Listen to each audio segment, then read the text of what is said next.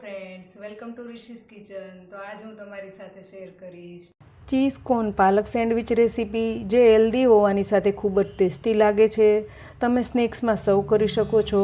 નાના અને મોટા બધાને ખૂબ જ ભાવતી હોય છે, જે ઇઝીલી બની જાય છે. તો ચાલો બનાવવાનું શરૂ કરીએ.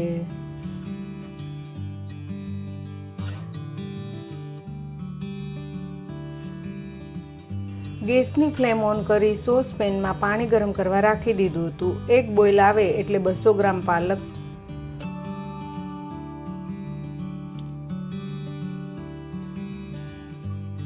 જેને સાફ કરી સારી રીતે ધોઈ અને કટ કરીને લીધી છે, બોઇલ થવા દઈશું.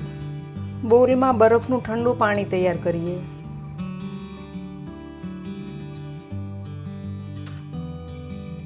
એકથી 2 મિનિટમાં પાલક બોઇલ થાય ત્યારે ગેસની ફ્લેમ બંધ કરી બરફના પાણીમાં લઈ લઈએ.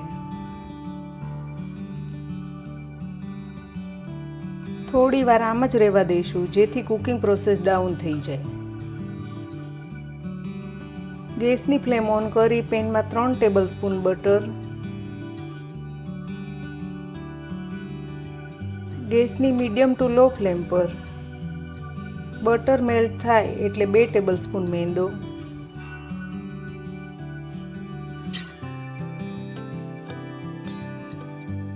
ગેસની ફ્લેમ લો કરી સતત ચલાવીશું.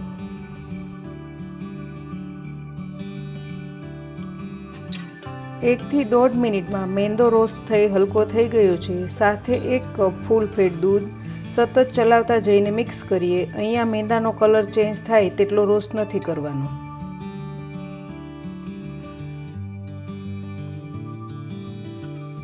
દસ મિનિટ બરફના પાણીમાં રાખ્યા પછી પાલક સ્ટ્રેનરમાં લઈ અને સાઈડ પર રાખીશું. 1થી 1.5 મિનિટમાં થીક થવા લાગશે.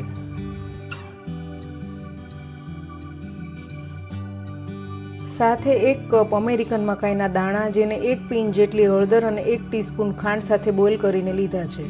બ્લાન્ચ કરેલું પાલક, 1 મીડિયમ સાઇઝનું કેપ્સિકમ આ રીતે ઝીણું કટ કરીને લીધું છે. સારી રીતે મિક્સ કરીશું.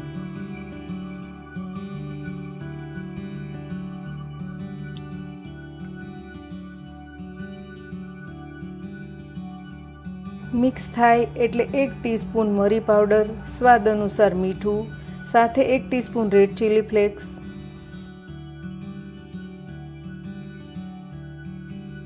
મિક્સ કરીએ. ગેસની ફ્લેમ લો જ રાખીશું.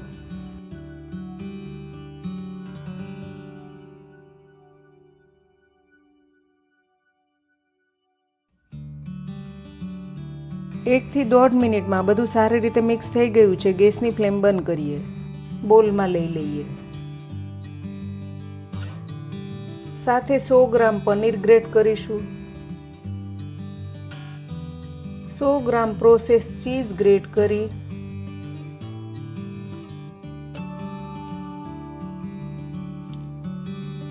બધી સામગ્રી મિક્સ કરીશું.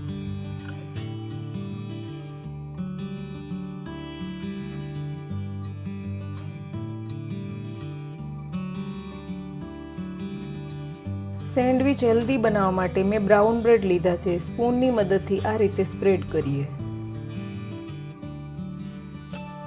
સેન્ડવિચમાં ચટણી કે બટર નથી લગાવવાનું.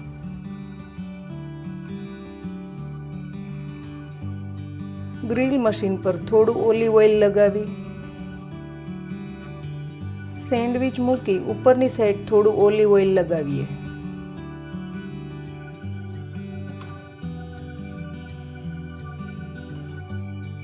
ગ્રીલ થવા દઈશું. થોડી જ વારમાં સેન્ડવિચ ગ્રીલ થઈ ગઈ છે.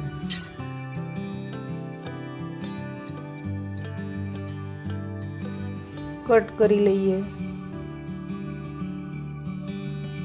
Cheese corn palak sandwich serving માટે તૈયાર છે. તો સર્વ કરીએ. તો ફ્રેન્ડ્સ, તમે cheese corn palak sandwich recipe જરૂરથી ટ્રાય કરજો અને મને કમેન્ટમાં જણાવજો કે કેવી લાગી. જો સારી લાગે તો વિડીયોને લાઇક અને શેર કરજો. રિશીઝ કિચન ચેનલને સબસ્ક્રાઇબ કરજો અને આવી જ નવી રેસીપી જોવા સાઇટ પર આપેલ બેલ આઇકન પ્રેસ કરજો, જેથી આવનાર નવી રેસીપીના નોટિફિકેશન તરત મળે. ફરી મળીશું એક નવી રેસીપી સાથે. Thank you for watching.